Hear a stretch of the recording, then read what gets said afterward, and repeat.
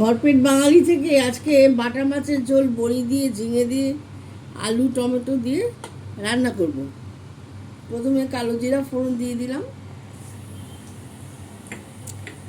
ঝিঙেগুলো আগে দিয়ে দিচ্ছি কেন আলুটা ভাপিয়ে রেখেছি। ঝিঙে দিয়ে বাটা মাছের ঝোল খুব ভালো লাগে বন্ধুরা, খেয়ে দেখবেন। একটু নুনটা দিয়ে দিলাম,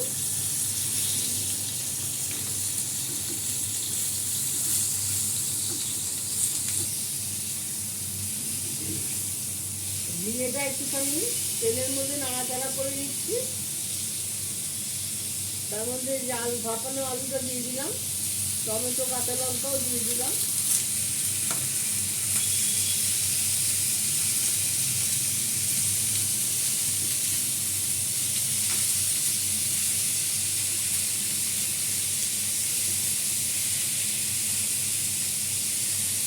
ঝিঙে তো নরম তরকারি, তাড়াতাড়ি সিদ্ধ হয়ে যায়। এর মধ্যে হলুদ গুঁড়ো লঙ্কা গুঁড়োটা দিয়ে দিচ্ছি।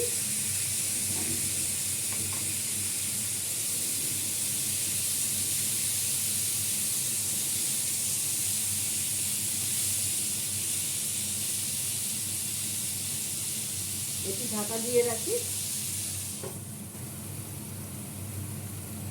বন্ধুরা দেখুন, আমার ঝিঙে আলু সাতলানো হয়ে গেছে, ঝিঙেগুলো নরম হয়ে গেছে, আলুও সিদ্ধ করে দিয়েছি, প্রায় নরম হয়ে গেছে। বড়িগুলো দিয়ে দিলাম, একটু জল দিয়ে দিই।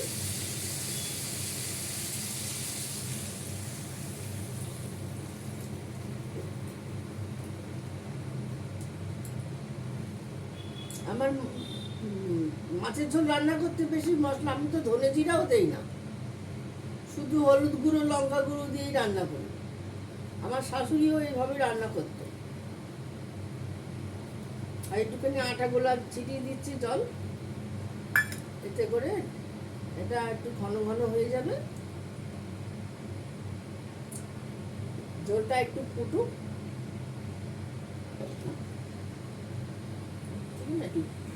দেখুন বন্ধুরা, আমার মাছের ঝোলটা কি সুন্দর ফুটছে, টকবক করে। আমাদের একটু ঝোল লাগে বেশি। এই যে মাছগুলো দিয়ে দিলাম, মাছগুলো আগে ভেজে রেখেছিলাম। বাটা মাছ, ঝিঙে আলু বড়ি দিয়ে ঝোল। আপনারাও এইভাবে রান্না করে খাবেন, পাতলা ঝোল, যাকে আমরা বলি মরিচের ঝোল। এইসব রান্না আমার শাশুড়ির থেকে শেখা। এই একটু ধনেপাতা দিয়ে দিলাম।